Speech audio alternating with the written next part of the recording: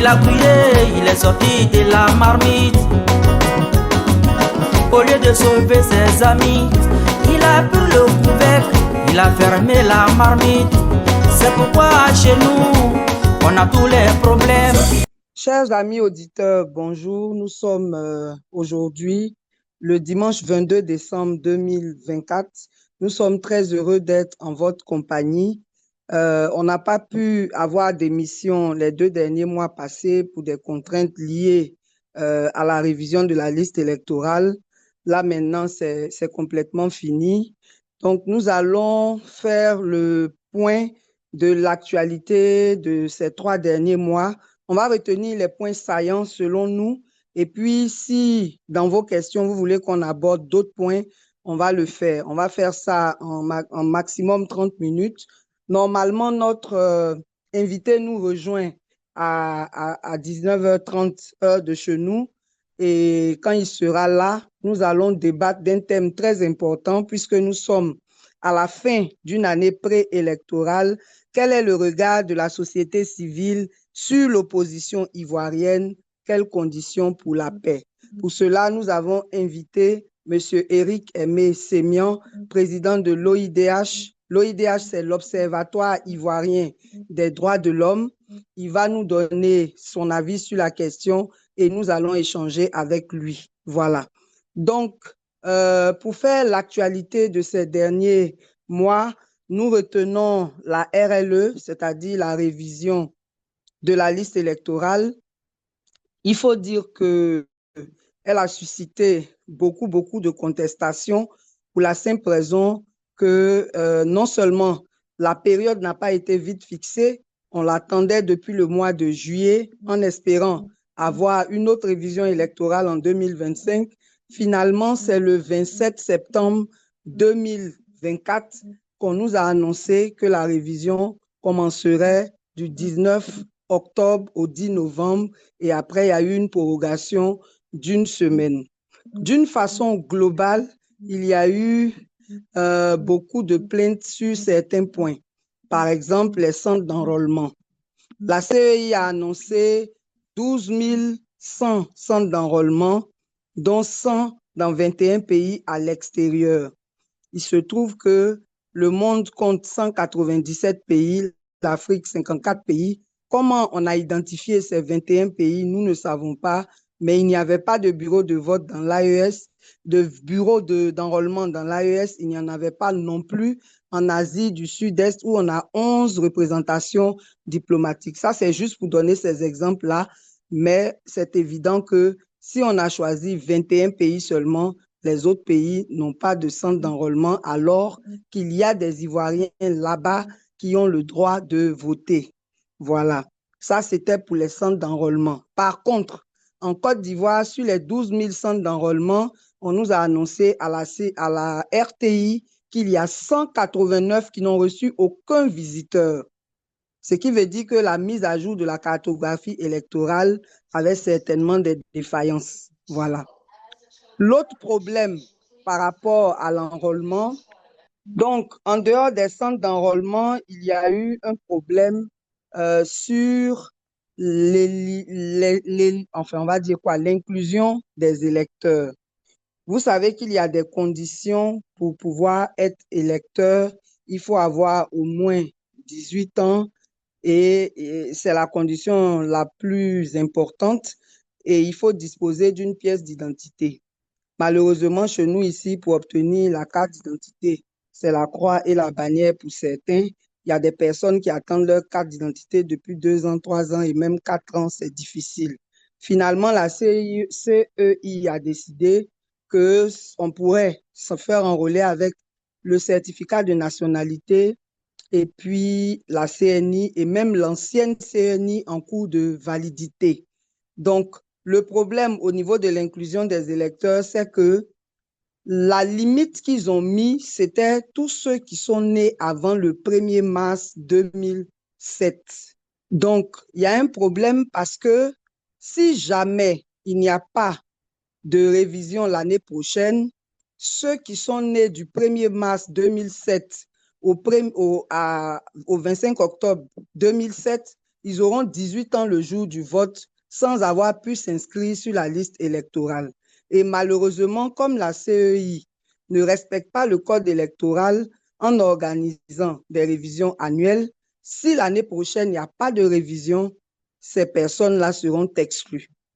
Et pourquoi on s'inquiète? On s'inquiète parce que non seulement elle a pris l'habitude de faire des révisions à cheval sur 2 années, son président lui-même l'a affirmé, mais il se trouve que le calendrier de la révision électorale de 2024 finit en juin 2025. Est-ce qu'après juin 2025, alors qu'il y a d'autres opérations avant le jour du vote, on peut avoir encore le temps d'organiser une révision électorale? Ce n'est pas évident.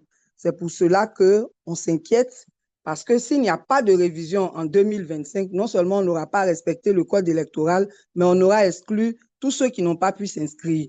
En dehors de ces nouveaux majeurs que j'ai cités tout à l'heure, il y a le fait que l'obtention des pièces étant un problème, il y a beaucoup de gens qui avaient leurs pièces dans le circuit lorsque la révision s'est achevée. Maintenant, sur le terrain, il y a eu beaucoup d'irrégularités. On ne peut pas toutes les énumérer, on va énumérer quelques-unes. Il y a eu par exemple des personnes qui ne sont pas des nouveaux majeurs, mais qui voulaient s'inscrire pour la première fois, parce qu'auparavant, ça ne les intéressait pas, qui voulaient s'inscrire pour la première fois, qui ont eu la désagréable surprise de découvrir qu'ils étaient déjà inscrits et même qu'ils avaient déjà voté. Par exemple, je suis à Abidjan, je suis à Marcory, je vais dans un centre d'enrôlement de Marcory, je veux m'inscrire pour la première fois, on m'apprend que je suis déjà inscrite à Daloa et même que j'ai déjà voté aux dernières élections. Ça prouve que la fraude sur la liste électorale est une réalité. Voilà. L'autre chose, c'est que y avait des personnes qui étaient postées dans les centres d'enrôlement pour acheter les récépissés des nouveaux majeurs. Ça aussi, c'est pas normal. On nous a signalé qu'il y a des zones aussi où des étrangers se faisaient enrôler ouvertement et même après le 17 octobre, il y a eu des enrôlements à Korogo le 27, paraît-il. Je dis bien paraît-il. Mais pendant la période électorale, on nous a signalé à Tumodi et à Korogo qu'il y avait plein d'étrangers qui s'étaient fait enrôler. Ils auraient fait leur pièce d'identité à Boaké, particulièrement des Peuls. Bon, on verra bien tout ça, mais en tout cas, il y a beaucoup de fraudes qui ont été signalées qui font que la crédibilité de la liste électorale est mise en doute. Donc, d'une façon générale, la CEI attendait 4 500 000 nouveaux inscrits. Finalement, elle n'a obtenu que 1 400 000, y compris ceux qui voulaient changer de bureau de vote. Par rapport à ceux qui voulaient changer de bureau de vote, il se trouve qu'il y a des commissariats où à quelques jours de la fin de l'opération, ils n'avaient plus d'imprimés. Ils n'avaient plus d'imprimés pour les changements de bureau de vote, ce qui va pénaliser beaucoup de personnes. Vous voyez que ça n'a pas été très bien organisé. Il y a des tablettes qui sont tombées en panne en pleine révision et il n'y avait pas de tablette de secours, alors que ce n'est pas ce que la CEI avait dit. Elle avait dit qu'il y avait des tablettes secours, ça n'a pas été le cas. Donc, globalement, il y a eu beaucoup d'irrégularités et ce que nous, on espère, c'est qu'on va prendre le temps de faire le bilan de cette opération de 2024 et organiser au premier trimestre 2025 une autre révision avant de faire la liste définitive. Voilà. Donc ça, c'était pour la révision de la liste électorale. Dans l'actualité aussi, on a eu l'information au cours de la convention du MGC que Mme Simone Eivée Gbagbo était la candidate du MGC pour les élections de 2025. Voilà. Il y a le nouveau mouvement de l'honorable Assalé Timoko aussi, qui a fait une convention à Yamoussoukro. En tout cas, ça bouge un peu, mais pas suffisamment pour que nous soyons rassurés sur l'année 2025, parce que le plus important, c'est le dialogue politique. Le dialogue politique qui n'est pas encore effectif, donc des sujets importants qui n'ont pas encore été débattus, comme la réforme de la CEI, Et donc, on attend en espérant que le 31 décembre, le président de la République va nous annoncer la période du dialogue politique. Pour ceux qui n'ont pas suivi l'examen périodique universel, il est important de vous informer aussi que la Côte d'Ivoire est passée le mardi 5 novembre devant le Conseil national des droits le Conseil des droits de l'homme international. Et donc, la Côte d'Ivoire a reçu beaucoup de recommandations de 27 pays et il y a 17 pays qui ont parlé de l'ordonnance et du dialogue politique. C'est vraiment important, dont la France, dont les États-Unis, le Canada, l'Espagne, la Suisse, enfin plusieurs pays importants, le Canada aussi. Et donc, globalement, on demande à la Côte d'Ivoire de créer les conditions d'un espace démocratique ouvert. Voilà, ça c'est le résumé. Et donc, on attend la réponse de la Côte d'Ivoire qui devait être donnée le vendredi suivant. Malheureusement, la Côte d'Ivoire n'a pas donné de réponse. Elle a jusqu'à mars 2025 pour se déterminer parce que quand on fait des recommandations, la Côte d'Ivoire doit prendre l'engagement sur certaines recommandations. Et cette fois-ci, ça n'a pas été le cas. Donc là aussi, on attend. Dans l'actualité aussi, on a le retour des enlèvements. Mais cette fois-ci, ce n'est pas des enlèvements qui sont opérés par des bandits. Ce sont des enlèvements qui sont opérés par le système judiciaire lui-même. Et les deux derniers exemples, ou du moins les trois derniers exemples, ont eu lieu en novembre et en décembre. Le 20 novembre, le mercredi 20 novembre, on a assisté à deux enlèvements. Il y a un jeune qui s'appelle Cassie Gérald qui était à San Pedro, qui a été enlevé. Il a été retrouvé 10 jours plus tard, mais on ne nous a pas encore donné les détails sur ce qui s'est passé. On a l'impression que la famille a été menacée parce que c'est la famille elle-même qui nous a saisi, particulièrement sa mère, pour nous informer. On a communiqué dessus. Il a été retrouvé, il a été enlevé le 20 et le 21. Quand on a tracé son téléphone, il était à Abidjan, enfin le téléphone était à Abidjan dans les environs de Mermoz le 21. Donc, qui l'a enlevé? Qu'est-ce qui s'est passé? On n'a pas les réponses. Mais le même 20 novembre, il y a le secrétaire général national d'un syndicat qui s'appelle l'UNESI, l'Union nationale estudiantine et scolaire de Côte d'Ivoire, qui était assez virulent dans certaines revendications, comme le point des cartes scolaires que le ministère de l'Enseignement supérieur avait institué depuis 3 ans, depuis 2020, pendant 3 ans, les étudiants avaient cotisé 3 500 par étudiant pour obtenir une carte Visa. Et cette carte-là n'a jamais été distribuée aux étudiants et pourtant les cotisations ont eu lieu sur 3 ans et ça fait plus de 10 milliards. Les étudiants ont demandé des comptes dessus. Ils avaient 4 autres revendications sur lesquelles on ne va pas revenir. Toujours est-il que le 20 novembre, le secrétaire général national de ce syndicat, Kwame Vincent, a été enlevé. Il a été enlevé le 20, le 22, on l'a retrouvé à la préfecture de police. C'est ce que je vous disais tout à l'heure. Les gens sont enlevés, on s'inquiète, et puis après, on découvre que c'est la police ou la gendarmerie qui a été mandatée pour aller les prendre. C'est la même chose pour Gala. Ce 19 décembre, le cyberactiviste PPACI Gala Kolebi a été enlevé à son domicile par 7 personnes encagoulées devant sa femme et son enfant, sur qui des armes ont été pointées.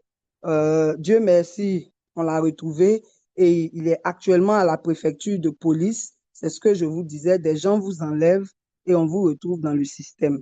Et donc, il est en attente de la décision du juge qui sera certainement donnée demain pour savoir si on va le libérer ou si on va l'envoyer en prison. Voilà. Donc, les enlèvements sont revenus.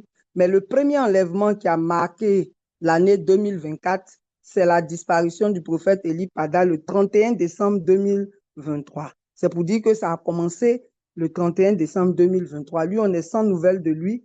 Il y a beaucoup de rumeurs sur là où il pourrait être, mais en tout cas, on n'a pas eu officiellement d'informations sur sa situation. Est-ce qu'il est détenu par les forces régulières? Est-ce que c'est des bandits?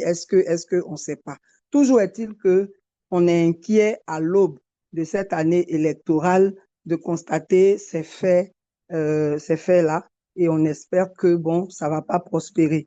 Donc, comme je l'avais indiqué, on va recevoir notre invité à 19h30. Je vérifie s'il est là. Mais si vous avez des questions sur les points qui ont été évoqués, vous pouvez les poser rapidement.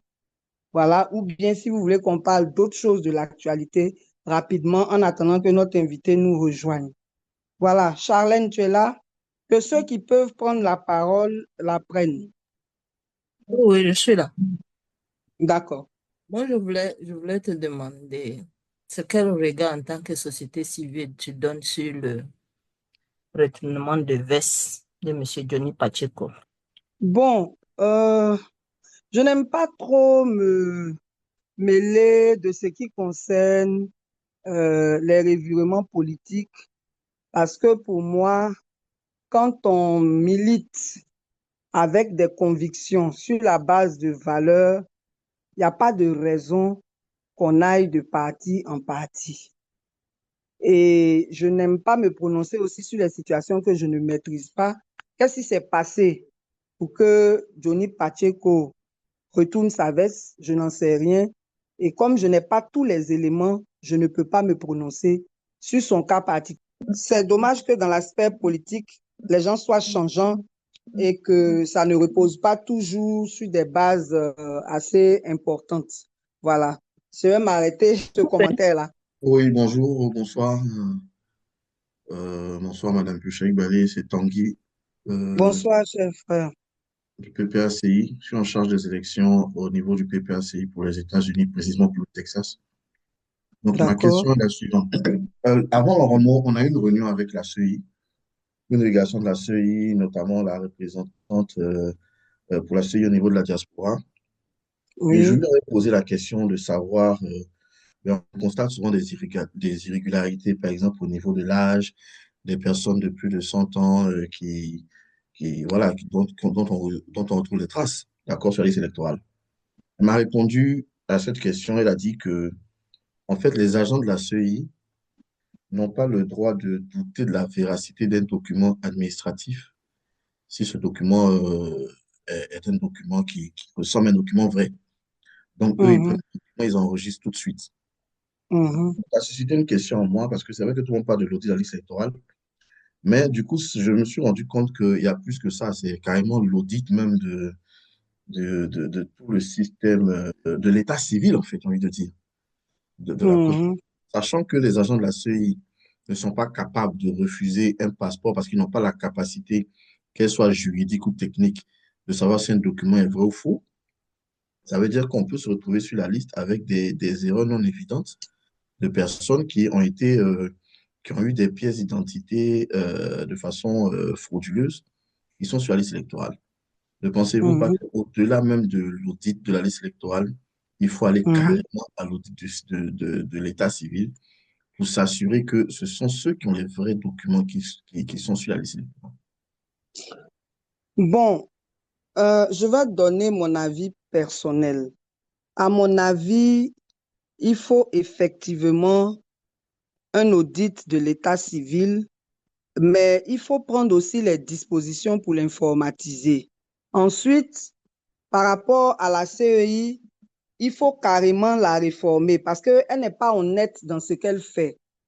Au-delà du fait qu'elle n'a pas d'influence sur l'état civil, il y a le fait que dans le traitement même des informations qu'on lui donne, les choses ne suivent pas. Par exemple, on vous dit que pour enlever quelqu'un qui est décédé sur la liste électorale, il faut venir à la CEI avec vous-même votre numéro d'électeur. Il n'y a que les électeurs qui peuvent dénoncer des choses sur la liste. Donc, vous venez avec votre numéro d'électeur, le numéro d'électeur du décédé, euh, et puis le document qui prouve qu'il est décédé, soit l'acte de décès, le certificat de décès ou le certificat de genre de mort. Mais il se trouve qu'il y a des gens qui ont fait toutes ces démarches-là, Mais les défunts qu'ils ont signalés sont toujours sur la liste. Et ces défunts-là, ils votent. Vous voyez? Alors que les informations de l'état civil, en attendant que tout l'état civil soit informatisé, les informations de l'état civil sont centralisées au ministère de l'Intérieur. Comment on fait pour savoir, quand vous voulez faire un deuxième mariage, comment on fait pour vous attraper? C'est parce que les informations sont centralisées que l'état civil a l'information de votre premier mariage, donc on découvre que vous êtes déjà marié. Mais de la même manière, ce même fichier-là comporte les noms des défunts, comporte les noms des nouveaux majeurs. Donc, il y a une mauvaise foi même dans cette affaire. Parce que si on faisait simplement un croisement de fichiers à partir du fichier central du ministère de l'Intérieur, on apurerait facilement la liste électorale. Mais il n'y a pas de volonté politique pour le faire. On veut que ce soit des citoyens qui se déplacent pour aller signaler, et même quand ils le font, on ne corrige pas. Donc, la CEI fait une fuite en avant. Donc, oui, il faut faire l'audit de l'état civil, mais le mieux serait que non seulement on informatise l'état civil, mais qu'on reprenne même les pièces d'identité. Il y a des fraudes sur les CNI, il y a des fraudes sur les passeports. Il faut qu'on reprenne même le fichier de l'état civil là, pour que, en mettant des conditions qui fassent que tous ceux qui trichent là soient exclus. Maintenant, pour la liste électorale, l'idéal serait même une refonte par rapport à un audit plutôt. Mais à défaut de la refonte, bon, on peut accepter l'audit. Mais là encore, il faudrait que le pouvoir en place le veuille, ou bien que l'opposition trouve les moyens de pouvoir l'imposer. Voilà ce que je peux répondre à votre question. Merci bien, madame, merci. Je vous en prie. Je rappelle le thème, c'est regard de la société civile sur l'opposition ivoirienne. Quel regard, quelles conditions pour la paix? Voilà. Et donc, notre invité, c'est M.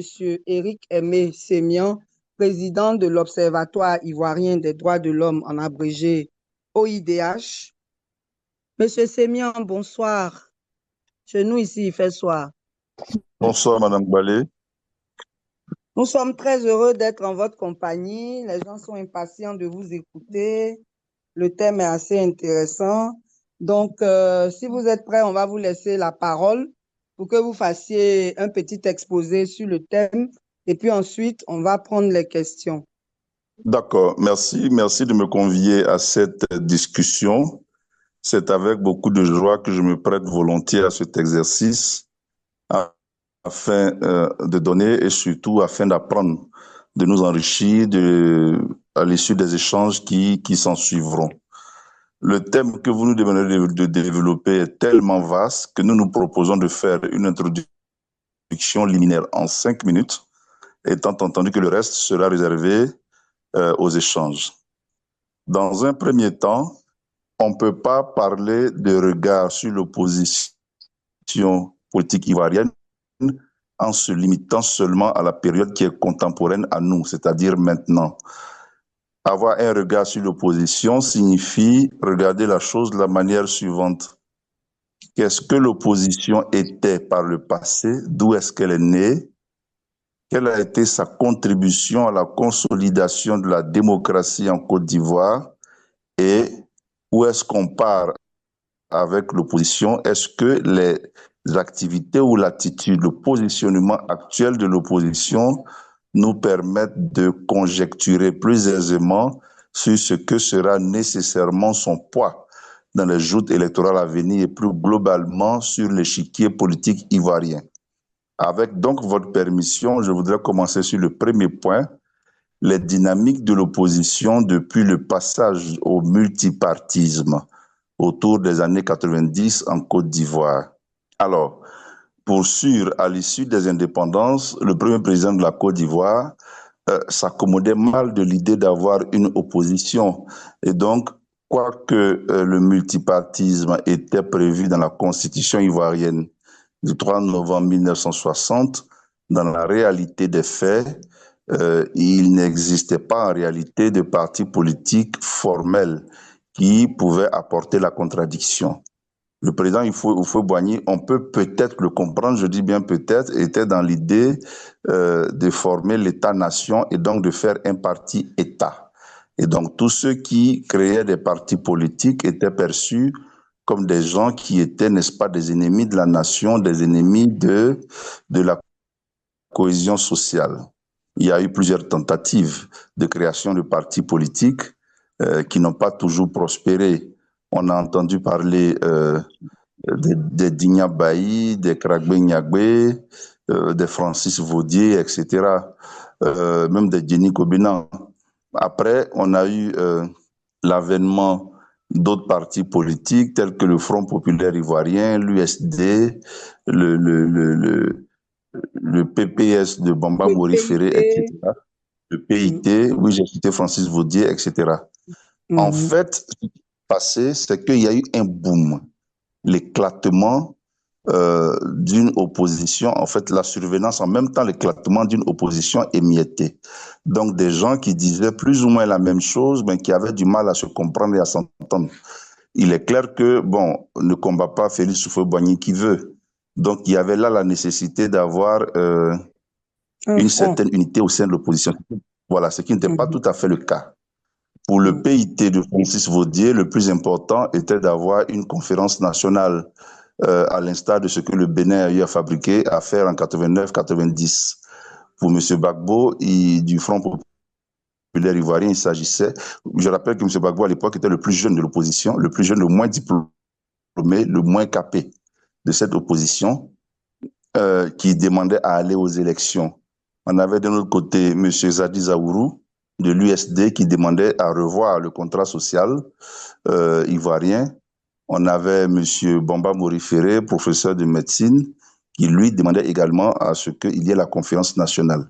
Alors, ils étaient plusieurs comme ça, avec des sons de cloche divergents, ce qui a fini par faire l'affaire, n'est-ce pas, du parti au pouvoir. Par la force des choses, le président Oufou a été obligé de céder et donc de concéder le multipartisme alors qu'il ne le voulait pas. Bon, concéder, c'est trop dit, mais en réalité, le multipartisme existait dans les textes. Donc, il fallait permettre sa mise en œuvre pratique. À cette opposition-là de l'époque, il faut reconnaître quand même d'avoir poussé le président Houphouët-Boigny à admettre l'idée du multipartisme. Ça, il faut le leur reconnaître, c'est un peu les pères fondateurs du multipartisme et il faut le leur reconnaître. Maintenant, après, une fois le multipartisme de 2000, qu'est-ce qu'il eût fallu faire? Il y a eu plusieurs élections, mais en même temps, on a assisté à une prolifération de partis politiques. Je ne sais plus à quel nombre on en est maintenant, mais en tout cas, il y a plus de 200 partis politiques en Côte d'Ivoire. C'est ça. Voilà. Il y a beaucoup de partis politiques au nom de la liberté d'association, d'expression et de réunion. Les gens créent des partis politiques. Là où ça semble nous poser problème, c'est que les partis politiques, quoi qu'étant des mouvements privés, ont des attributions politiques qui sont quand même énormes. La première d'un parti politique, c'est un rôle de socialisation politique et donc de contribuer à ordonner la pensée politique des populations. Ce rôle de socialisation politique signifie que quand on crée un parti politique, on doit être porteur également d'un projet autour duquel les voix, les esprits vont s'aligner. Donc la socialisation politique consiste en fait à enseigner aux populations comment est-ce qu'on fait la politique et quelle est la ligne qu'on doit adopter. Est-ce qu'on se doit d'être de gauche, de droite? Est-ce qu'on se doit d'être centriste, etc., etc. Et la deuxième fonction d'un parti politique, c'est un rôle de structuration de l'opinion. Donc, de centraliser les opinions centrifuges et encore divergentes pour leur permettre, n'est-ce pas, de mieux s'exprimer de manière ordonnée. Cette deuxième fonction des partis politiques a été tellement difficile à mettre en œuvre que eux-mêmes, les partis politiques, ne sont pas très structurés. Et donc, c'est avéré que beaucoup ont créé des partis politiques sans réellement penser à ces deux fonctions fondamentales qui sont celles des partis politiques. En allant plus loin, certains partis politiques ont été créés, je veux dire, ont fini par émerger autour d'individualités. C'est-à-dire que, en réalité, il y a une espèce de confusion de genre qui s'opère entre clubs de soutien et partis politiques. Un parti politique, il est porteur d'une idée, d'une idéologie, puis d'un projet de société. Un parti politique a vocation à être au pouvoir un jour. Donc, si en tout et pour tout, l'opinion ou l'idéologie qu'un parti politique prône est un individu ou bien une personne, son leader historique, son président fondateur, etc., c'est un parti qui n'est pas destiné à faire long feu, en réalité. Et donc, cet éclatement des partis politiques a conduit entre 90 et 95 à une inefficacité de l'offre politique. L'offre politique en tout et pour tout qu'on nous présentait, c'était qu'il fallait faire tomber ceux qui étaient au pouvoir. C'est pas mauvais en soi, c'est l'aspiration la plus profonde d'un parti politique. Mais en même temps, quand on dit que l'idéologie, c'est de faire tomber celui qui est là parce qu'il est mauvais, il faut emmener les populations à comprendre en quoi est-ce qu'il est mauvais, quelles sont les limites de son action qui puissent motiver, n'est-ce pas, qu'on veuille le voir partir. Ça n'a pas toujours... Voilà, et qu'est-ce qu'on offre? Voilà, ça n'a pas toujours été le cas. Après la mort du président Oufo, M. Bédié est au pouvoir, M. Bédié est comme ci, le PDCI est comme ça, le PDCI est comme ci, le PDCI est comme ça, et on n'a pas vu d'offres en réalité. Les seules offres qu'on avait, c'était le profil, les talents, n'est-ce pas, des leaders de ces partis. C'est ainsi que, de la même façon que ceux qui gouvernent ont travaillé à appauvrir l'État, quand je dis appauvrir, je ne parle pas d'appauvrissement financier, mais je parle d'appauvrissement moral et surtout des valeurs. Tous ceux qui se sont succédés à la tête de l'État ont réalisé l'exploit d'affaisser l'État et de faire émerger le leader. Donc, on a d'affaiblir aussi les institutions. Et d'affaiblir les institutions. On avait des gouvernants qui étaient des hommes forts et à l'opposé, on avait, n'est-ce pas, des institutions faibles. Quand on a des institutions faibles, ce n'est pas une république. Voilà. Donc, de l'autre côté, dans l'opposition, on a eu un affaissement de l'offre, un affaissement ou même une absence, une inexistence de l'offre politique au profit, n'est-ce pas, des individualités qu'on nous présente.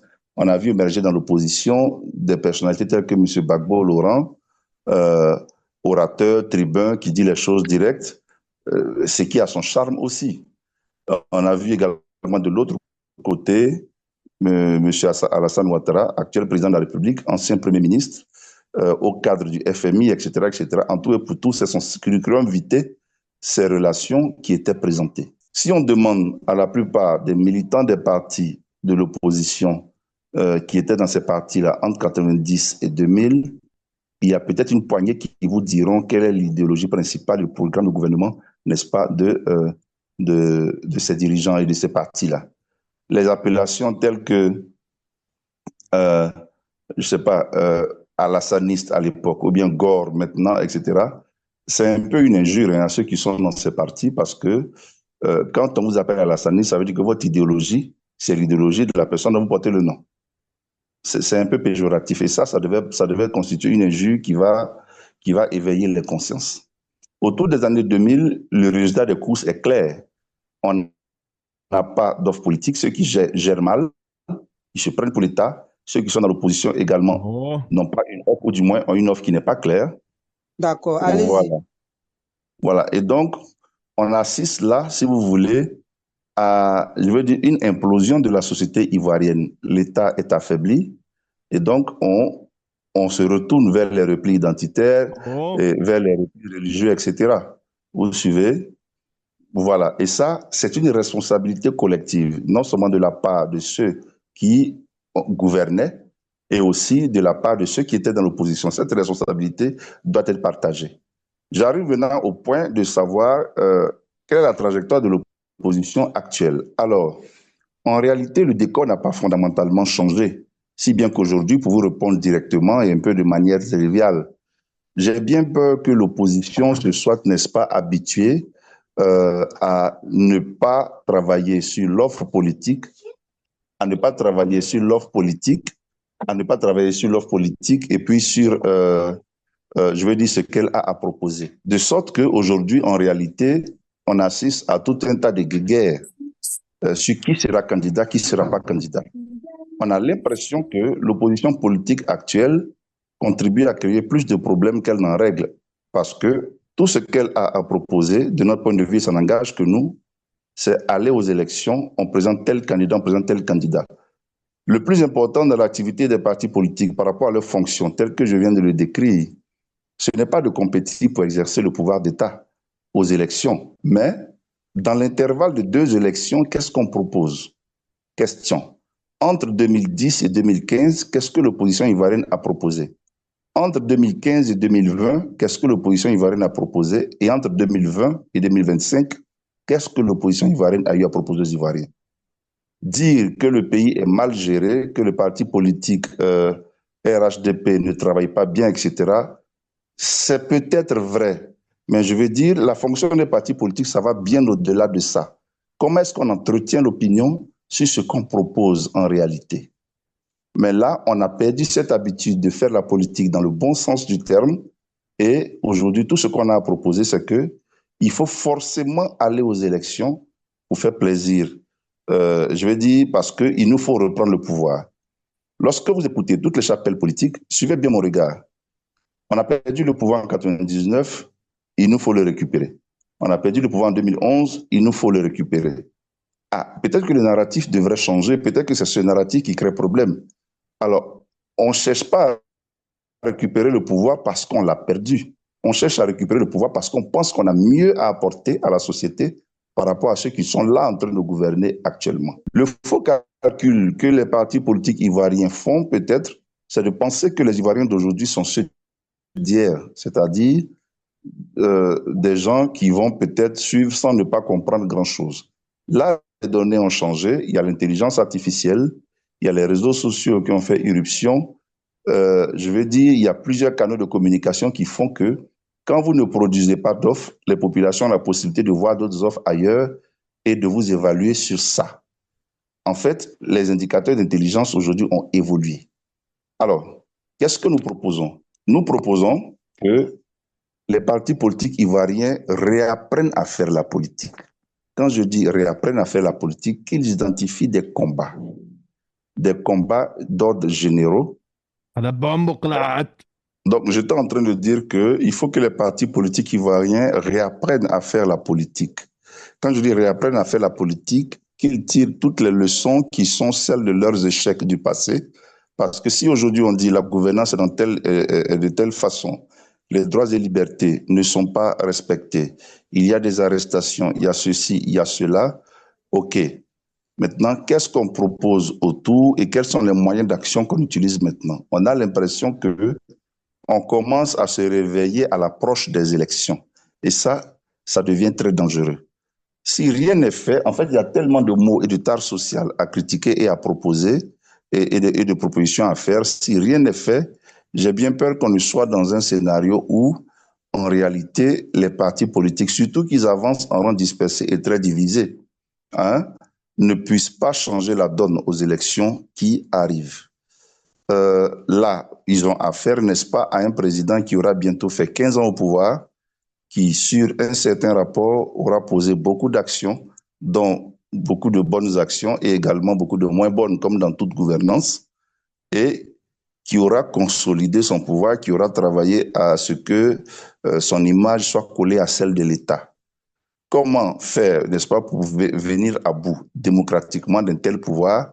Je pense que aller en rang dispersé, c'est vraiment la toute dernière des solutions à adopter. Non seulement les partis politiques ivoiriens avancent en rang dispersé, mais à l'intérieur même des partis politiques, il y a des dissensions, des palabres, des querelles de personnes, des querelles de clochers, qui, je vous assure, ne sont pas faites pour leur rendre service à 10 mois des élections. Je me demande si on agit avec le timing, mais jusqu'à présent, pour répondre directement à votre question, je ne crois pas que l'opposition soit sur un orbite vraiment adéquat pour satisfaire la demande en Côte d'Ivoire. Voilà donc, mesdames et messieurs, ce que je voudrais vous proposer à titre de propos liminaire, étant entendu que la discussion va continuer. Merci. Voilà. Merci beaucoup, M. Sémian, pour cet exposé vraiment assez large sur le diagnostic qu'on peut faire de l'opposition. Mais avant qu'on ne passe aux questions, il y a une question à laquelle vous n'avez pas répondu. Quelles conditions pour la paix? Avec cette opposition qu'on vient de te décrire.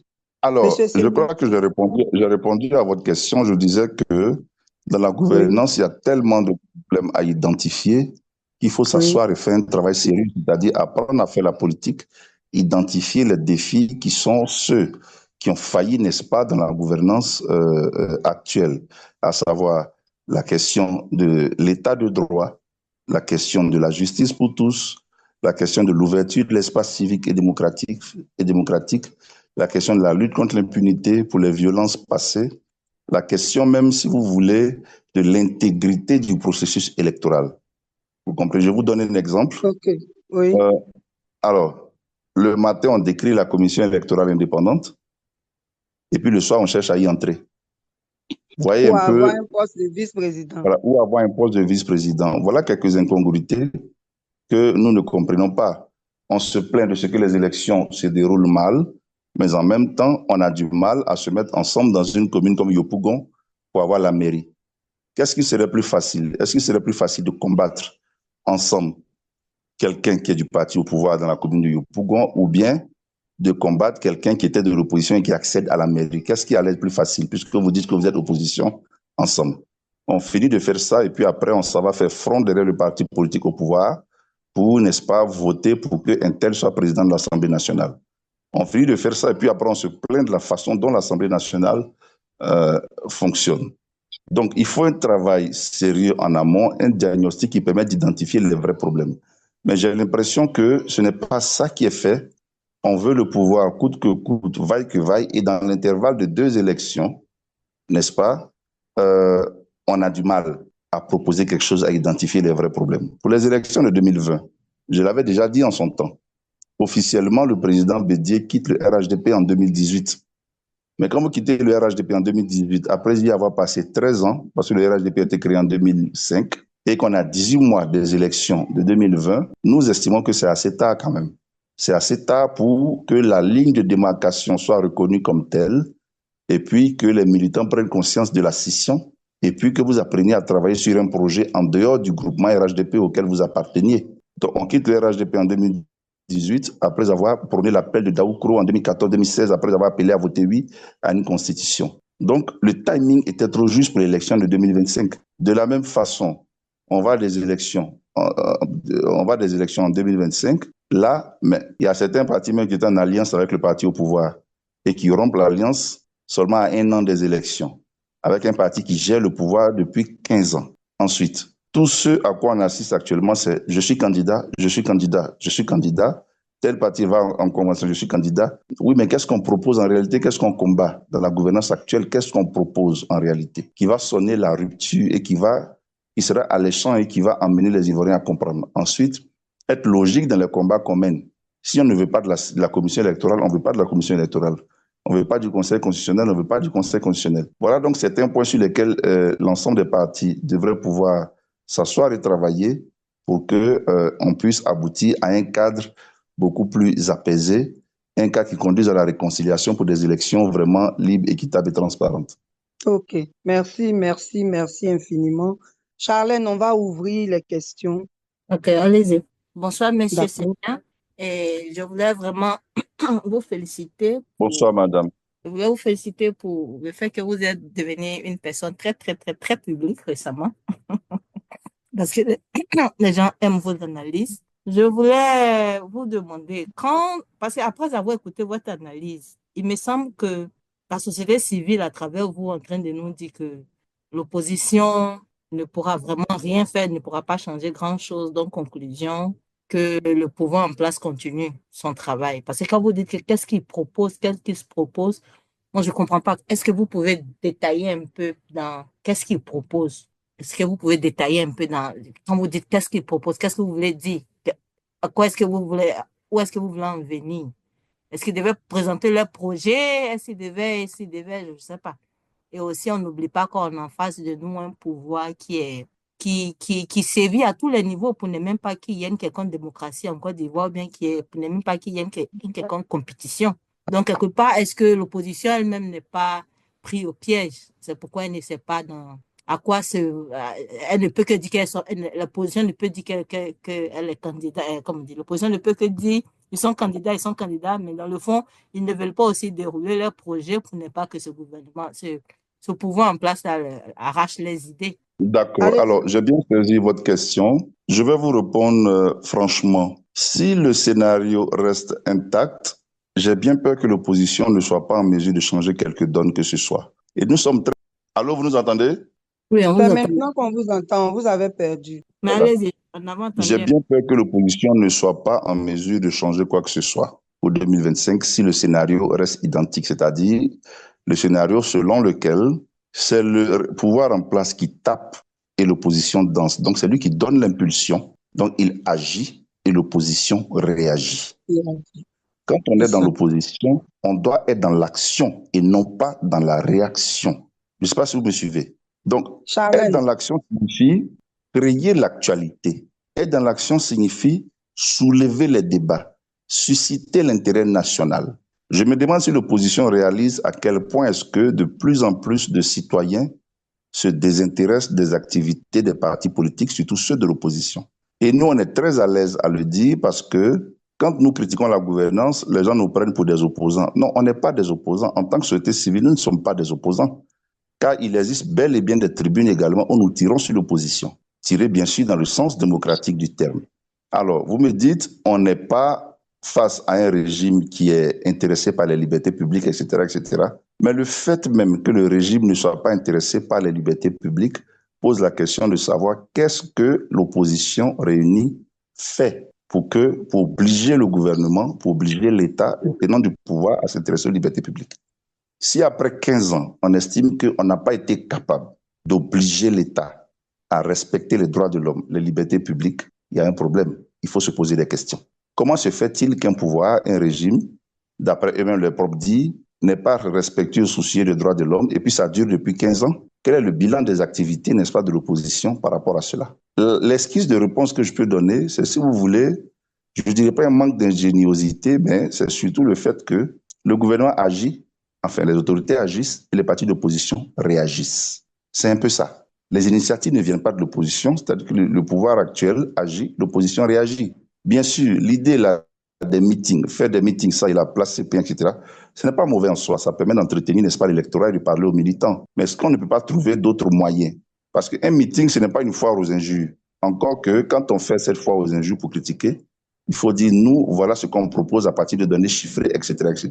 Il se trouve des Ivoiriens qui auront l'intelligence de vérifier la faisabilité de ce que les partis politiques d'opposition proposent. Mais encore une fois, hélas, le contexte ivoirien se prête à ce que ce soit une coalition de l'opposition qui donne du fil à retordre au pouvoir en place.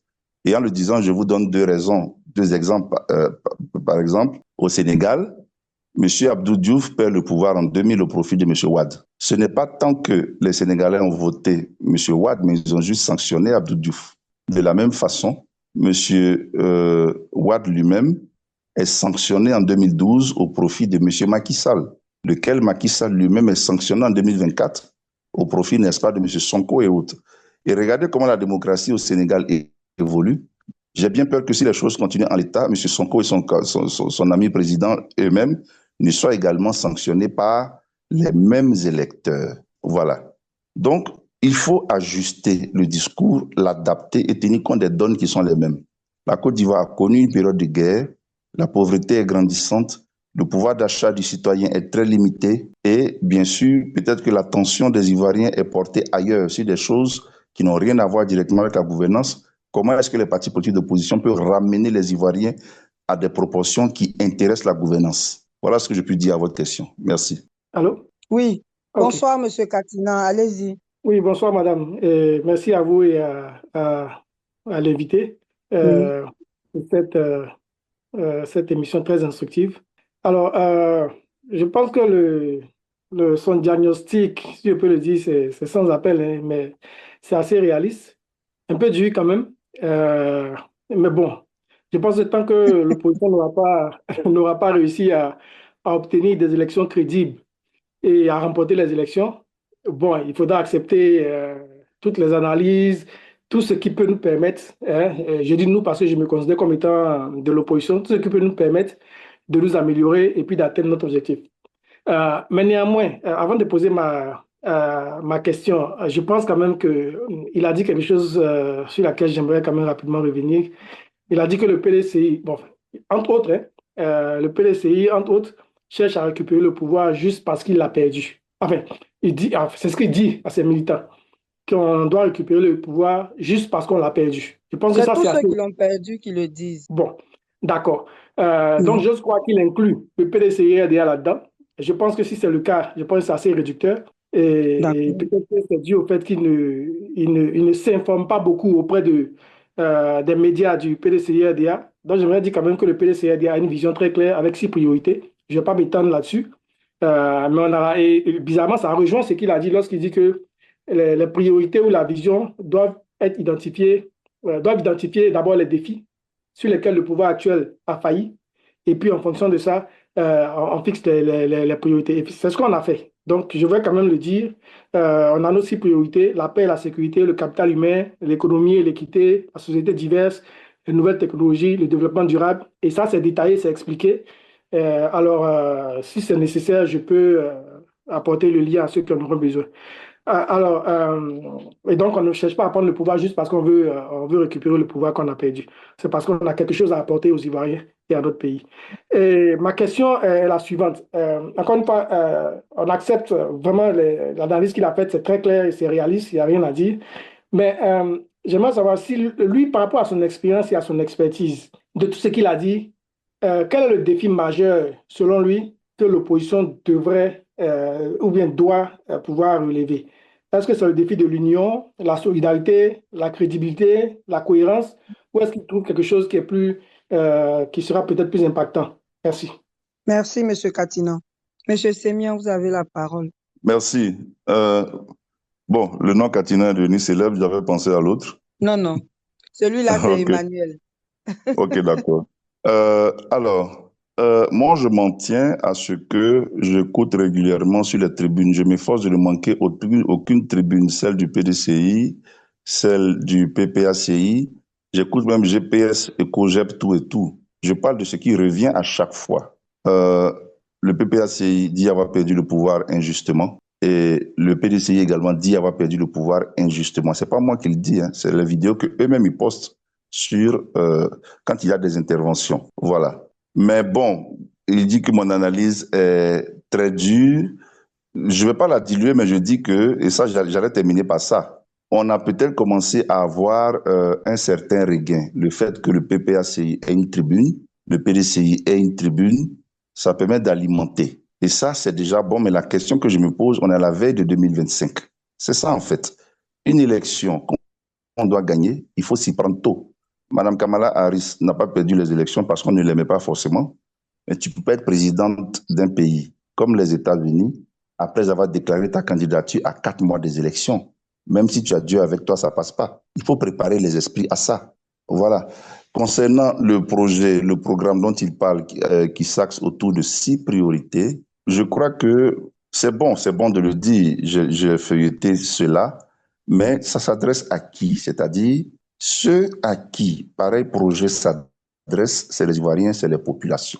Le défi devient celui de faire connaître, n'est-ce pas, ces priorités-là à l'ensemble du corps électoral ivoirien, à le vulgariser, à le traduire en langue, à faire en sorte que dans la rue, le citoyen lambda qui passe en soit informé. Voilà, transposer donc la tribune intellectuelle dans la rue et simplifier les choses. Quel est le défi auquel il faut s'attaquer? Et là, je me tourne vers un défi qui est très important avec lequel, vis-à-vis duquel nous condamnons, n'est-ce pas, le pouvoir en place. C'est le défi des élections, de l'organisation des élections. Bien sûr, on vient de critiquer l'opposition, mais là, on tourne maintenant le fusil vers ceux qui nous dirigent. Je crois bien qu'en l'État, il sera difficile à un parti politique d'opposition de battre le pouvoir en place avec le système électoral qui est là, c'est-à-dire avec cette commission électorale, et puis avec la liste électorale qui est là, que nous contestons. Le défi devrait être, pour l'opposition politique, de parler d'une seule et même voix, de demander l'audit de la liste électorale, qu'on nous explique comment est-ce que des morts se retrouvent là-dedans, qu'on nous explique comment est-ce qu'on fait des estimations par rapport à une opération de révision de la liste électorale, on n'atteint pas les chiffres, on s'en auto-satisfait. Qu'on nous explique pourquoi est-ce que, par exemple, il n'y a pas eu la révision de la liste électorale sur autant d'années. Qu'on nous explique qu'il y a eu combien de personnes naturalisées en 2010 et maintenant qui sont sur la liste électorale, etc., etc. Ça, c'est le premier défi. Le deuxième défi, je crois que les partis politiques d'opposition ne doivent pas accepter que cette commission électorale qui est là organise ces élections. En le disant, ce n'est pas par inimitié ou par amitié pour qui que ce soit, mais une élection, c'est d'abord un contrat de confiance. Et l'arbitre à qui? on permet, n'est-ce pas, de compter les voix, doit être un habit qui est au-dessus de tout soupçon. Le comportement de la CEI sur les dernières années, surtout de son président, ne sont pas de nature à rassurer. Mais pour faire ça, on ne peut pas le dire pendant qu'on est dans la commission. Le PDCI-RDA a un poste de vice-président au sein de la commission électorale. Le PPACI cherche à en avoir un, etc. Ça, c'est un défi très important. Vous pouvez avoir de très bons projets de société, vous pouvez avoir beaucoup de militants, mais il n'y a que le processus par lequel les voix sont enregistrées et comptées ne satisfait pas beaucoup d'Ivoiriens. Les sondages sont multiples là-dessus et achèvent de convaincre que les Ivoiriens n'ont pas confiance en cette commission électorale indépendante, sauf le parti au pouvoir. Donc, une commission électorale indépendante, elle n'est pas là pour faire plaisir au parti au pouvoir. Une commission électorale indépendante, elle est là pour rassurer. Rassurer tout l'ensemble du corps électoral constitué sur sa capacité à transcender, n'est-ce pas, ces velléités partisanes et à rendre les justes résultats qui vont traduire l'aspiration profonde du peuple de Côte d'Ivoire. Sans manquer de respect à ceux qui sont dans cette commission, je ne crois pas que la commission centrale, les commissions locales, régionales, etc., soient en mesure de le faire. Voilà donc pour moi le défi le plus important. L'opposition doit se mettre en ordre de bataille pour dégager cette commission électorale de là et forcer, imposer au gouvernement, avec l'appui de la communauté internationale, imposer au gouvernement la mise en place d'une nouvelle commission électorale indépendante avec de nouveaux acteurs. Merci. Maman Piché, moi, je vais demander à ton invité, comment cela est possible quand il y a tellement de restrictions? Comment ils vont les forcer? Parce qu'ils ne peuvent pas Pas de marcher. restriction. Ils ne peuvent pas marcher, right? Personne ne peut marcher au pays là-bas. Personne. Comment ils vont forcer le pouvoir à changer la commission électorale? Oui, oui, comment? Oui, mais ce n'est pas par les marches. Je vais laisser le conférencier répondre. Monsieur Sémian. Mais rapidement, avant de Bon. laisser, toi-même, tu avais fait un truc où tu as demandé à tout le monde de rester à la maison. Ils sont sortis. Non, non, mais c'est ce que je dis là. On va avoir l'avis de Monsieur Sémian, mais ce n'est pas par les marches. Monsieur Sémian, allez-y. Oui, je crois que ça serait peut-être prétentieux pour nous de nous asseoir ici et puis de dire ce que l'opposition politique doit faire à titre de stratégie. Donc, quand on prend une décision politique, on aura déjà réfléchi à la stratégie. On n'est pas à leur place, on n'est pas dans leur manteau pour savoir comment ils vont faire. Mais puisque eux-mêmes ils le disent, qu'ils n'ont pas confiance en la CEI, on a entendu certains dire que cette commission va nous apporter la guerre. Sur ce point, moi je suis d'avis avec eux qu'elle va nous apporter des conflits inutiles. Maintenant, comment ils vont le faire, c'est vraiment eux de le. Par exemple, ils pourraient dire que l'arrêt de la Cour africaine qui condamne l'État de Côte d'Ivoire à revoir la commission électorale indépendante n'a pas été appliqué. Cet arrêt n'a pas été appliqué. Il n'y a pas eu de réforme, il y a eu une recomposition. Voilà, c'est une recomposition, c'est pas ce que l'arrêt a demandé. Deuxièmement, ça a arrangé pousser l'État à organiser une session de dialogue politique, comme il participe au dialogue politique, une session de dialogue politique sur le processus électoral. On a eu un dialogue politique sur plein de choses depuis 3 ans, mais ça n'a débouché sur rien, ça n'a abouti à rien.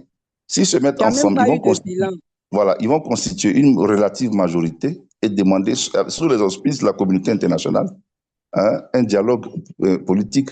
Troisièmement, il y a ce que la plupart des États membres de la communauté internationale, du moins parmi les plus influents, ont eu à demander à la Côte d'Ivoire pendant l'examen périodique universel.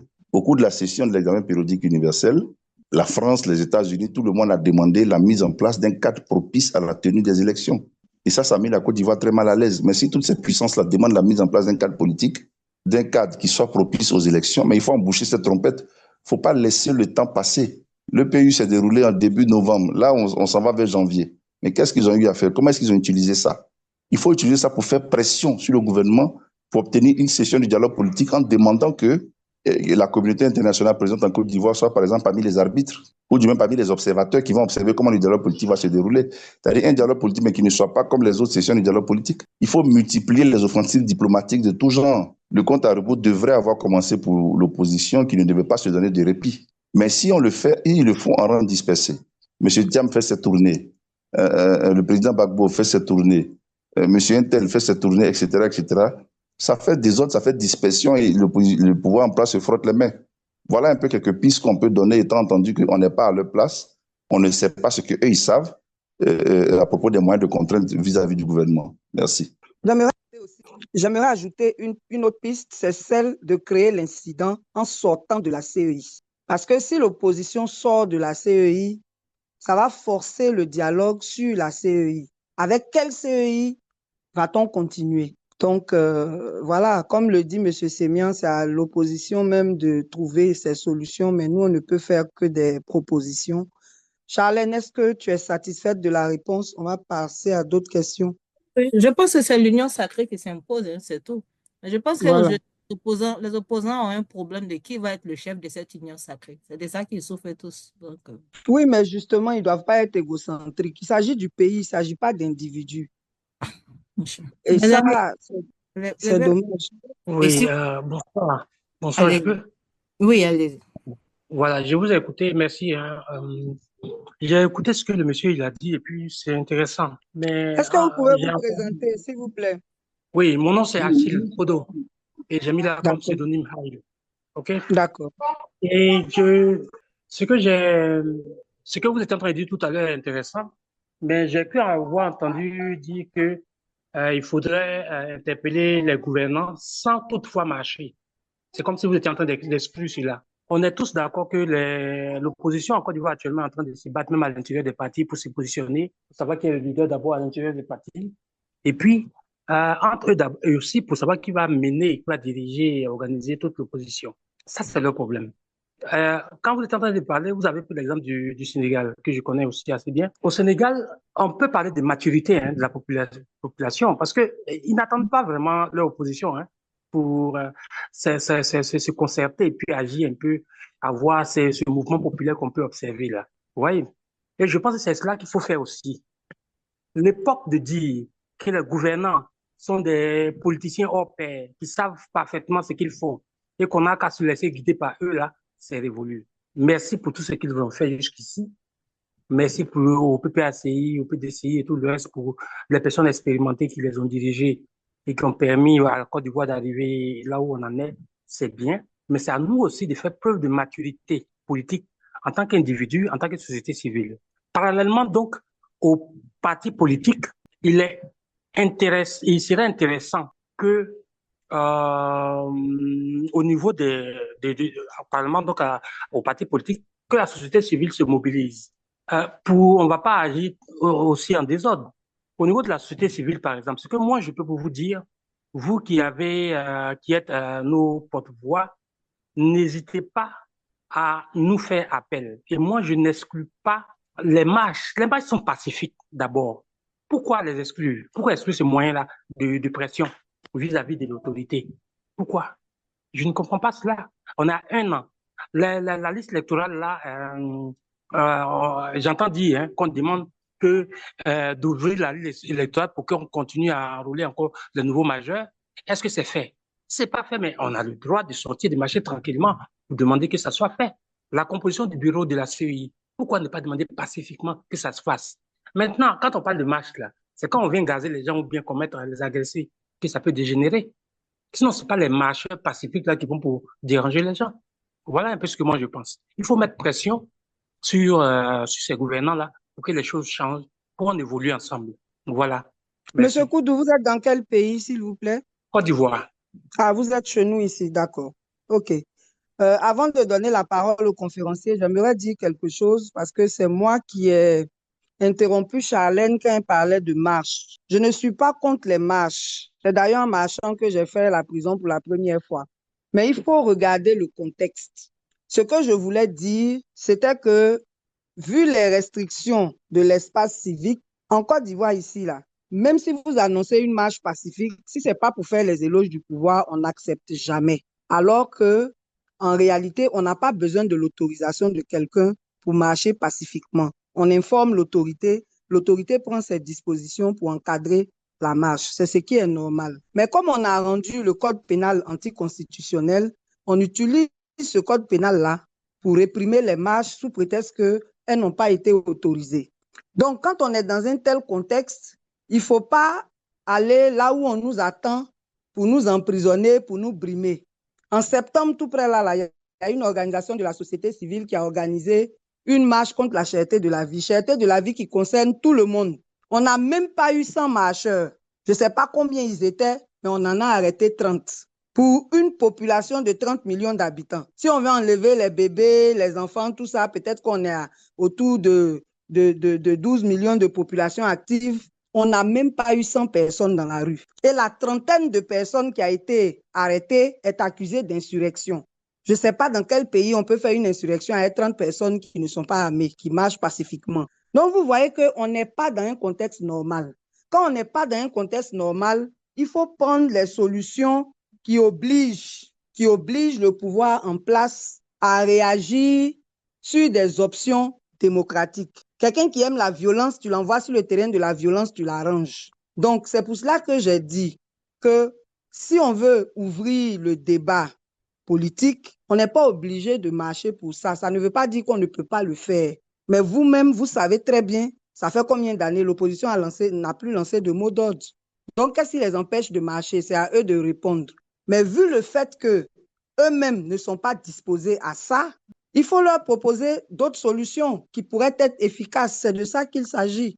Sinon, normalement, c'est un moyen démocratique d'expression qui ne devrait pas être écarté. Mais nous ne sommes pas dans un contexte normal. Donc, je ne sais pas si le conférencier a quelque chose à dire sur ce point. Je me suis permis de répondre parce que c'est moi qui ai interrompu Charnel à ce sujet. Ce n'est pas le conférencier qui a dit qu'on ne devrait pas marcher.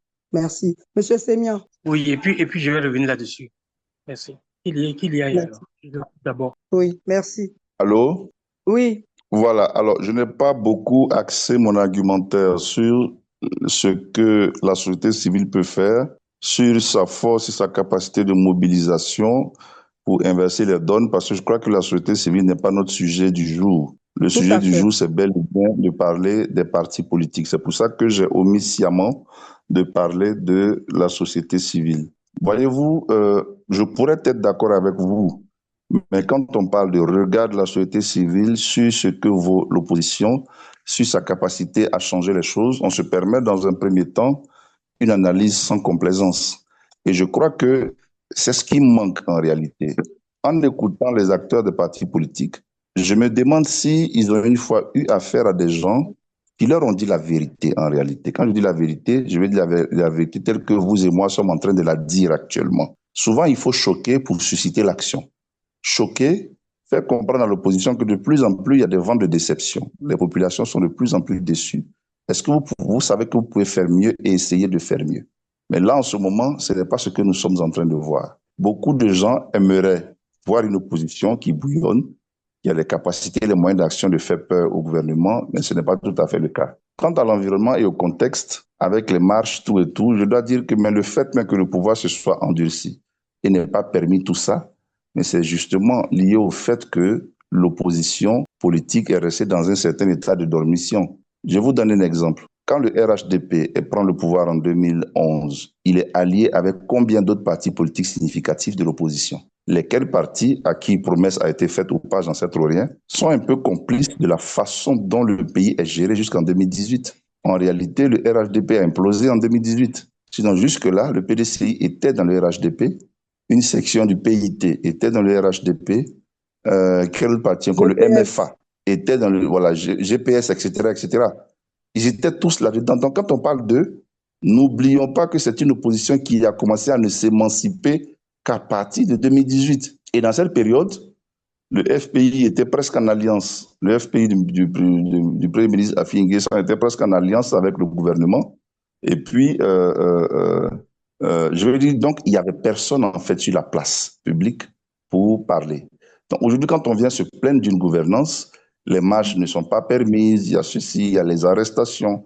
Mais ce n'est pas nouveau. C'est un état de fait qu'ils ont laissé passer, qu'ils ont cautionné, sur lesquels ils ont fermé les yeux volontairement parce qu'ils étaient dans la coalition au pouvoir. Donc, que certains partis politiques de l'opposition réalisent qu'ils ont une part de responsabilité avec le passif, n'est-ce pas, les mauvaises actions, certaines des mauvaises actions qui ont été posées par le gouvernement actuel parce qu'ils étaient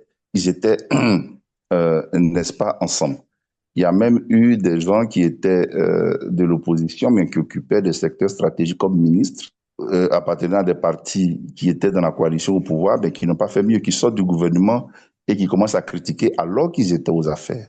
Voilà un peu ce que nous ne comprenons pas. Le fait que l'espace civique et démocratique ait été vraiment fermé, mais beaucoup de partis de l'opposition en sont complices parce qu'ils étaient là et ils n'ont rien dit, parce que l'objectif était qu'on reste dans le RHDP, la présidence est tournante, et on a oublié de citer l'UDPCI aussi. Je crois qu'ils y sont toujours. Hein. Oui, eux-mêmes, ils ont été carrément phagocytés même. Voilà, et donc, on finit de critiquer des choses auxquelles on a participé. On a fermé les yeux sur des choses parce on espérait avoir le pouvoir en 2020 ou en 2025. Vous comprenez maintenant tout le bien fondé de ce que je suis en train de dire. L'objectif n'est pas de faire la politique, mais d'avoir le pouvoir. Et ça, c'est un problème. En 2016, lorsque nous étions contre l'avant-projet de constitution, la constitution qui est là, nous ne sommes pas d'accord avec cette constitution. On le dit aujourd'hui et on le dira demain. On n'est pas d'accord avec cette constitution parce qu'elle était mal écrite. Déjà en 2016, nous, on a dit que cette constitution permettait au président Ouattara de faire un troisième mandat parce qu'il n'y avait pas de disposition transitoire entre l'ancienne constitution et la nouvelle constitution. On n'était pas d'accord avec cette constitution. Oui. Quand vous dites nous, vous parlez de qui? Je parle à titre principal de l'organisation que je dirige en tant qu'acteur de la société civile et d'autres acteurs de la société civile. On n'était pas nombreux, on devait être 4 ou 5. A dit non, a claqué la porte aux négociations à l'ONUCI, a dit notre part de vérité au comité qui était chargé de rédiger la Constitution. Nous n'étions pas d'accord avec l'instauration d'un vice-président de la République. C'était des dépenses superflues et inutiles dans un régime présidentialiste. Il sert à quoi un vice-président dans un régime de type présidentialiste? Nous n'étions pas d'accord avec le maintien de certaines institutions. Bref, nous n'étions pas d'accord avec certaines, par exemple, les histoires là de députés suppléants et autres, etc. On n'était pas d'accord avec tout ça. Vous voyez qu'aujourd'hui, ça nous rattrape, les suppléants font grève. Ça veut dire quoi un député suppléant?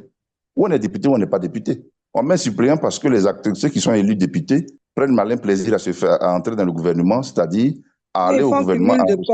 Voilà, on fait un cumul de postes, on va au gouvernement comme une foire, quoi. On va au gouvernement quand on veut, on revient quand on veut, etc. Il faut arrêter de s'amuser avec les Ivoiriens.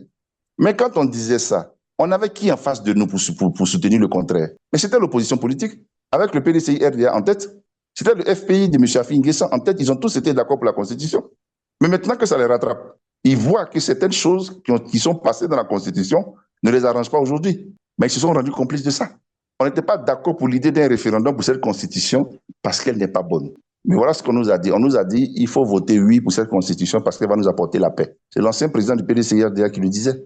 Et jusqu'à présent, je crois qu'elle ne nous a pas encore apporté la paix. Maintenant, c'est quand on sort du RHDP qu'on commence à critiquer la Constitution. Bon, je crois qu'il doit y avoir un minimum aussi de cohérence dans les combats qu'on mène. L'intérêt général n'est pas à marchander. Il faut qu'on sache clairement ce qu'on veut en tant que citoyen, en tant qu'opposition. Autre chose, au dialogue politique, les dernières sessions du dialogue politique, pendant que certains acteurs, rares, un ou deux de la société civile critiquaient des choses, mais en face, ils trouvaient des acteurs de l'opposition qui partaient non pas pour obtenir des choses, mais pour faire des compromis. On a des militants en prison, on accepte ça pour que nos collègues sortent de prison, etc., etc.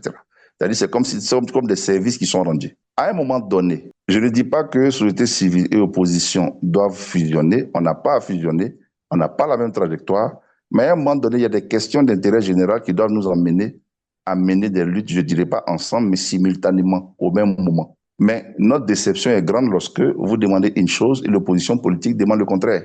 Et je le dis aujourd'hui ouvertement à ceux qui pensent que nous, on n'est pas avec l'opposition. Je suis désolé. J'ai entendu ça à plusieurs reprises. Nous ne sommes pas avec l'opposition. Il y a des fois où nous clashons l'opposition. Il y a des fois où nous ne les reconnaissons pas.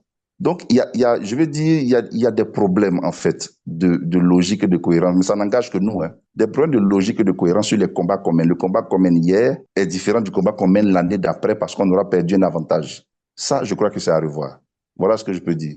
C'est pas mal. C'est bon gré. Hein. Nous autres, là, avons été à l'école du président Gbagbo. Lors du multipartisme, on a appris à contester. D'accord? Et pour quelqu'un comme moi, ça me fait un peu bizarre. Quand on dit que les conditions ne sont pas remplies en Côte d'Ivoire pour faire une marche, je suis d'accord, j'ai compris ça, mais moi, je vous dirais quoi? Vous imaginez un peu, non? Parce que pour nous autres, c'est justement dans ces conditions-là qu'on sort faire des marches. Mais donc, faites-le. Qui vous en empêche? Personne ne m'en empêche. Nous, on ne donne que des avis. Si vous pensez que vous devez le faire, faites-le. On ne peut pas empêcher quelqu'un d'organiser une marche. On dit seulement que le contexte est difficile. Exactement. Mais ça fait au moins 3 ans que l'opposition n'a pas fait de marche. Mais qui l'en empêche? Merci, madame. Je vais vous dire quelque chose pour conclure. Quand le président s'est adressé au Congrès la dernière fois, si vous étiez à Abidjan, vous avez senti un peu l'atmosphère. Parce qu'on s'attendait à quoi? On s'attendait à ce qu'il fasse des grandes déclarations. Dans mon quartier, partout là, on en parlait déjà, on se disait, bon, la journée va finir d'une façon ou d'une autre selon ce qu'il va annoncer. Et vous vous rappelez, il n'a pas dit grand-chose. Et quand il sortait, il y a Big Togo qui était derrière, qui a dit, Mais ah, ça il a fait des dribblé tout le années qu'il monde. dit rien de bon, il est dans l'autosatisfaction. Oui, oui, non, bon. C'est pas C'est à nouveau. quoi je veux en venir. C'est par rapport à la disposition d'esprit qu'on a actuellement. Et j'ai bien Oui. écouté le président du PPACI qui a dit qu'il faut qu'on s'apprête déjà. Parce on aura à se battre pour ce qu'on veut. C'est le genre de message, on ne vous demande pas de nous demander de sortir. Non. Mais pour ceux de la société civile, ne serait-ce que, c'est vrai, vous vous inquiétez pour nous, hein. Mais ne vous On en faites pas s'inquiète tant pour que la ça. Côte d'Ivoire. On s'inquiète pas pour vous, c'est différent. On vous demande juste de prendre vos responsabilités. C'est justement dans ce sens-là que j'aimerais aller. D'accord, allez-y C'est justement dans ce rapidement. sens-là que voilà, c'est dans ce sens-là que j'aimerais qu'on parte plus tôt. Parce que toutes les menaces qui sont en train d'être proférées là, on les voit, hein, on voit ce qu'ils font. Mais nous, on est mobilisés. Et ce que j'aimerais à notre niveau qu'on fasse avec les amis qui nous écoutent, avec qui on échange souvent sur les plateformes ici, là, Tanguy, avec tous les autres qui sont militants hein, du PPACI, là, c'est envoyer un message fort, comme le monsieur Semia a dit, aux partis de l'opposition, nous, à notre parti principalement, pour dire que ce qu'on attend d'eux, ce n'est pas encore ça qu'on est en train de voir. On C'est a besoin de ça, plus d'action pour poser c'est ça. les choses dans notre sens. Tanguy, on va en reparler comme d'habitude, là, comme vous êtes aux États-Unis, dans les émissions de la nuit là, que vous faites, que vous organisez avec Isaac et puis KGB et tous les autres. Voilà ce sur quoi j'aimerais Merci. finir ma prise de Merci, parole. Monsieur Koudou. Ce que vous avez dit là, c'est vraiment important. Nous, on ne veut plus que l'opposition soit dans la réaction.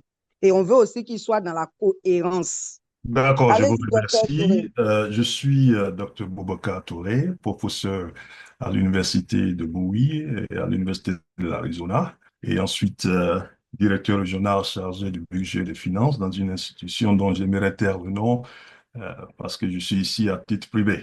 Il s'agit de poser un diagnostic de l'incohérence qui existe aujourd'hui en Côte d'Ivoire dans les relations entre les partis politiques et la société civile. À vous attendre, j'ai l'impression de participer à un procès, notamment aussi qui est du PDCI, et ensuite, ce que j'ai pu comprendre de l'inefficacité des partis politiques à influencer des politiques d'ordre extraordinaire afin de faire évoluer les choses de manière positive en Côte d'Ivoire. Je voudrais donc vous dire que la société civile fait partie de l'opposition.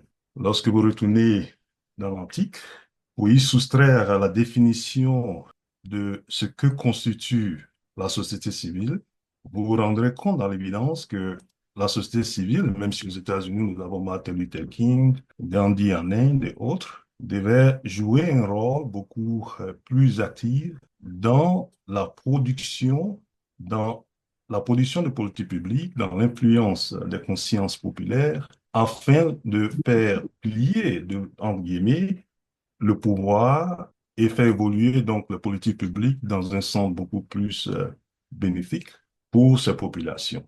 Je vais finir mon diagnostic en disant que il est important aujourd'hui pour la société civile de ne pas s'accrocher de manière opérationnelle à l'opposition ou attendre que l'opposition soit beaucoup plus efficace de manière relative afin de s'intégrer dans le jeu politique. Aux États-Unis, ce n'est pas l'opposition qui marche.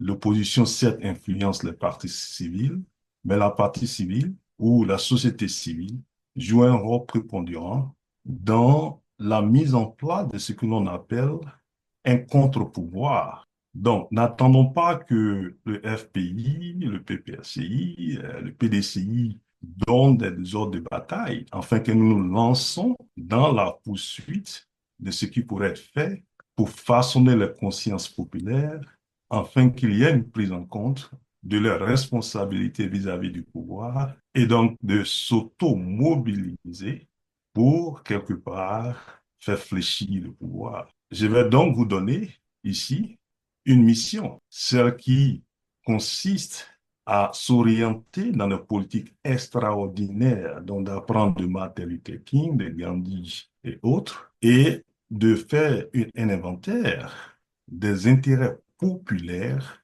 et d'utiliser ceci comme un instrument d'influence de la conscience populaire afin de mobiliser, de maximiser la mobilisation populaire et faire changer les choses en Côte d'Ivoire.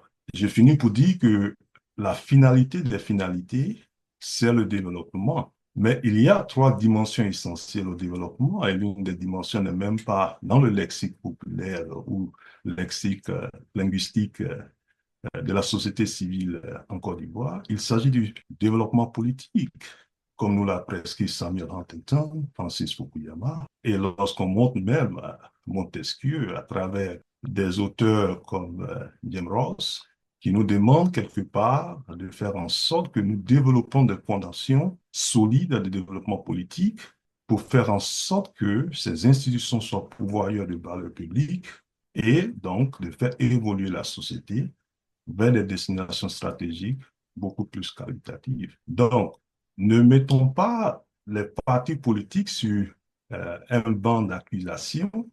Nous constituons tous l'opposition politique et je pense, pour finir, que la société civile pourrait s'auto-mobiliser ou s'instituer à un contre-pouvoir, puisque l'une des prérogatives de la société civile, c'est le contre-pouvoir, et donc de jouer ce rôle de premier rang pour faire en sorte que les choses changent en Côte d'Ivoire. Je vous remercie. Merci, docteur. Merci, docteur Touré. On va répondre tout à l'heure. Monsieur GT, vous avez la parole. Allez-y. C'est fait? Je crois Ok. reconnaître la voix. Oui, oui. Bonsoir, ma chère Pulchérie Balé, et puis au frère Bonsoir. Eric Semian, je voudrais dire félicitations et toute l'admiration que j'ai pour ce que tu fais. Merci pour cet engouement pour le pays. Et donc, ce que je voudrais dire, c'est juste relever un fait que nous, Ivoiriens autochtones, négligeons des fois, parce que dans toute chose, il faut le contexte. Le contexte, pour moi, est très important. Et ici, donc, la première question, c'est est-ce que dans un pays ou bien dans une néocolonie, il peut y avoir une opposition politique? Et on est opposé à quoi et à qui? Dans le cas de la Côte d'Ivoire, nous avons tous vu en 2010 deux diplomates étrangers venir choisir un président et nous l'imposer. Et beaucoup plus tard, le président Sarkozy a confirmé cela, qu'il a dégagé un président pour mettre un autre. Et sur France 24, Bourguil a confirmé plus récemment. Donc, quand vous êtes dans un tel contexte et que vous consistez, en fait, vous êtes une opposition, vous êtes opposé à qui? Au sous-traitant ou opposé à celui qui, en tout cas, dirige le pays. C'est-à-dire celui qui est le colon. Parce que pour moi, dans une colonie, une élection n'a pas de grande pertinence, comme on en a vu en Égypte. Après le printemps arabe, il y a eu des élections en Égypte. Les frères arabes ont gagné les élections, les frères musulmans, pardon. Mais aujourd'hui, c'est quelqu'un d'autre qui est au pouvoir. Et donc, si nous n'avons pas le bon diagnostic, on peut se perdre dans les débats d'opposition, de politique, mais en réalité, tant que le pays sera dans cette situation, les choses ne pourront pas marcher. C'est un peu comme au Mali, ce qu'on a vu au Sahel, on a embauché des gens qui fabriquent les terroristes pour venir combattre le terrorisme. Mais ça ne pouvait pas marcher. Donc, pour moi, c'est ça la réalité. Je vais m'arrêter là, mais je vous remercie beaucoup pour tout ce que vous faites. À Pulchérie et aux frères Semian, merci pour tout le risque que vous prenez avec votre vie en faisant tout ce que vous faites. Merci beaucoup. Merci. Oui. Y a-t-il rapidement d'autres personnes qui voudraient intervenir? Normalement, il nous reste 3 minutes, à moins que Charlène ne nous en donne plus. S'il n'y a pas de questions, M. Semian va répondre à ces 2 dernières interventions. Est-ce que je peux ajouter ma question rapidement? Oui, rapidement. Merci. Je voudrais dire que, est-ce que M. Semian, c'est vrai qu'il a souligné qu'aujourd'hui, on ne parle que comment dire, des opposants, mais est-ce que M. Oui, Semian, c'est le thème qui nous l'impose. oui, c'est vrai. Allons-y. Est-ce qu'il pourrait quand même à la fin de son propos, avant la fin de son propos, bien pendant son développement, nous dire quelle serait la stratégie de la société civile face à la situation dans laquelle sont les Ivoiriens aujourd'hui? Quelle serait votre stratégie pour qu'on ait quelque chose de mieux? Voilà, merci. Merci, Charlène. Monsieur Semian, vous avez la parole. Docteur Touré dit que la société Merci civile, beaucoup. c'est Oui, aussi j'ai bien l'opposition. compris, j'ai bien compris. Merci beaucoup. Je voudrais commencer par rassurer Monsieur Touré que ce n'est pas un procès contre l'opposition politique, contre un parti politique précis. J'appellerais ça plutôt une analyse sans complaisance. C'est ce qu'on nous a demandé. Et le fait de le dire ainsi ne signifie pas que nous n'aimons pas particulièrement les partis d'opposition, mais que nous avons un problème. Non, nous n'avons pas de problème. Je dirais que s'agissant de la société civile, c'est vrai que le thème d'aujourd'hui nous enferme un peu autour des partis politiques, mais avec la société civile, je suis beaucoup plus acerbe, alors que je suis de la société civile depuis 20 ans. Mais en 20 ans, j'estime que la société civile ivoirienne n'a pas joué son rôle. L'analyse que je fais sur la société civile, c'est que je suis presque sur le point de rejoindre ceux qui disent que la société civile n'existe pas. Bien sûr, d'un point de vue formel, empirique, elle existe, mais d'un point de vue fonctionnel, est-ce qu'elle a toujours fait ce qu'on était en droit d'attendre d'une certaine société civile? Ma réponse est non. Pourquoi? Parce que dans le contexte que j'ai décrit depuis les années 90, l'émergence du mouvement de société civile, ça aussi, ça a été raté en Côte d'Ivoire. Voilà, le contexte dans lequel le mouvement de société civile est né en Côte d'Ivoire, ça n'a pas été réussi, si bien que beaucoup prennent pour opposants, ou du moins pour, je veux dire, des partis politiques, les groupements de société civile. À plusieurs reprises, l'opinion publique en Côte d'Ivoire nous a taxés d'être des pro-PDCI, d'être des pro-Gbagbo, d'être des pros des gens qu'on ne connaît même pas. Et quand on travaille à critiquer l'opposition, on nous dit qu'on a été vendu, on a été acheté. Moi, je ne parlerai pas seulement de la société civile, mais qu'est-ce qu'il faut? Qui doit prendre ses responsabilités? Je dois dire que c'est le peuple de Côte d'Ivoire qui doit prendre ses responsabilités, c'est-à-dire au-delà de la société civile, l'ensemble des Ivoiriens. Oui. On a un problème de culture politique, on a un problème d'éducation à la politique. Ça manque. La dernière fois, je le disais à la tribune citoyenne, si aujourd'hui, là, le président de la République vient et puis il dit qu'il a décidé d'assassiner 100 Ivoiriens tous les matins, il va se trouver des gens pour le suivre dedans. S'il dit qu'il a décidé de brader tous nos biens, mais il va se trouver des gens pour le suivre dedans parce que eux, ce qu'ils ont de la pensée politique, c'est que celui qui dirige doit forcément être de leur région ou de leur religion. Tant qu'il est là, même s'il ne fait rien pour eux directement, ça leur suffit. Ils se sentent en sécurité. Et pourquoi? Parce que l'État a failli à sa mission depuis longtemps. Et le repli identitaire est devenu celui-là dans lequel l'Ivoirien se sent en sécurité. Juste savoir que celui qui est là est proche de moi, ou bien que je suis proche de lui, et c'est tout, ça suffit. Combien sont les Ivoiriens qui, malgré le fait qu'ils appartiennent à un parti politique, ou bien ils ont un penchant pour un leader politique, sont capables de dire non? Dans les pays développés, vous voyez quelqu'un aujourd'hui en France peut voter en 2017 Parti socialiste, mais en 2022, voter pour les Républicains. Pas parce qu'il n'est plus du Parti socialiste, mais parce qu'il n'est pas d'accord avec une proposition ou une politique qui est faite par son parti.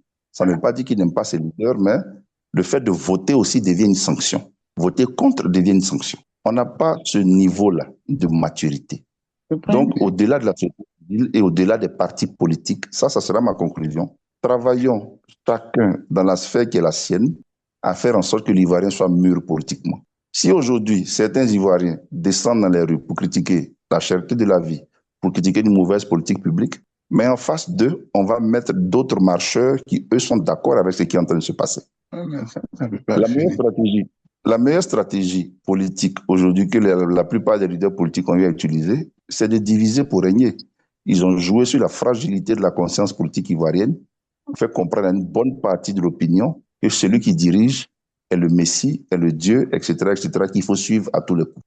Et c'est même un crime de lèse-majesté que de critiquer la gouvernance de celui qui dirige parce que c'est Dieu qui l'aurait envoyé. Et donc, nous avons un réel problème d'éducation à la politique. Certains ont la chance de participer à cette émission, celle que nous sommes en train de faire, mais combien d'Ivoiriens n'ont pas cette chance et n'ont pas cette culture? Le réveil viendra, certes, des partis politiques, de la société civile, mais quand vous enlevez les partis politiques et les membres actifs de la société civile dans les 30 millions d'Ivoiriens que nous sommes, il reste combien? Je ne suis même pas sûr que les partis politiques et les militants et la société civile, ça fasse la moitié de la population. Donc, à tout le moins, la majorité relative est celle-là qui n'est pas forcément dans les partis politiques, mais qui a le droit d'être intéressée par la façon dont la cité est gérée. Mais si on veut se comporter comme ça, il faut un minimum d'éducation politique. De là, partout où nous sommes, membres de partis politiques, société civile, simples observateurs, apprenons à distiller les discours de l'éducation politique portés sur l'intérêt général. De sorte à ce que si on lance un mot d'ordre, la foule sera telle que même les agents des forces de l'ordre qui sont chargés de réprimer les manifestations ne pourront pas, ils seront débordés. Parce que dans cette foule, ce ne sera pas une foule stigmatisée pro ceci ou pro cela, ce sera les Ivoiriens qui se seront soulevés. Au Soudan, c'est l'augmentation du prix du pain qui a fait partie El-Béchir. Les partis politiques ont essayé, ils n'ont pas pu. Ce n'est pas les partis politiques qui ont fait partie El-Béchir, c'est le peuple. Le peuple était exaspéré parce que la denrée principale d'alimentation, le pain, avait augmenté sans raison. Et ils se sont levés spontanément. les forces de l'ordre avaient commencé à charger, mais vers la fin, ils n'ont pas pu, ils étaient débordés. Mais est-ce que, je suis pas, cela dit, je ne suis pas en train d'appeler à une insurrection, mais est-ce qu'on a cette capacité-là d'être d'accord sur l'intérêt général? Est-ce qu'on a cette capacité de nous entendre sur l'essentiel sans que des particularismes sectaires ne viennent, n'est-ce pas, nous diviser? Donc la réflexion doit être portée au PINAC à un niveau plus profond, au-delà des partis politiques et au-delà de la société civile. Je vous remercie. Merci beaucoup, M. Sémien. On a dépassé notre temps d'antenne, donc on va s'arrêter là. Ce n'est pas le dernier débat. On pourra toujours se retrouver, mais certainement l'année prochaine. Je voudrais donc dire merci. Merci à M. Sémien pour sa disponibilité. Maman Piché, merci beaucoup et merci encore à M. Éric Sémien pour sa disponibilité et voilà, pour sa fidélité à The Mind Radio. Maman Piché, merci beaucoup. Et puis, j'ai Noël. D'accord, merci. Donc, on va conclure. On dit qu'il faut savoir se séparer pour savoir se retrouver. Voilà, on ne pourra jamais tout dire en une seule émission. Donc, on va se donner rendez-vous l'année prochaine pour poursuivre la dynamique dans laquelle on s'est engagé, en espérant que des intervenants de qualité comme M. Sémien seront toujours disponibles et que vous aussi, vous serez aussi disponibles pour enrichir les débats. Donc, merci à M. Sémien, merci à Charlène pour l'opportunité qu'elle nous donne à travers The Mind Radio d'échanger avec nos frères qui sont dans la diaspora. Merci à tous, joyeux Noël, bonne fête de fin d'année et puis on sera à l'année prochaine. Merci. Merci. Il a crié, il est sorti de la marmite. Au lieu de sauver ses amis, il a pris le couvercle.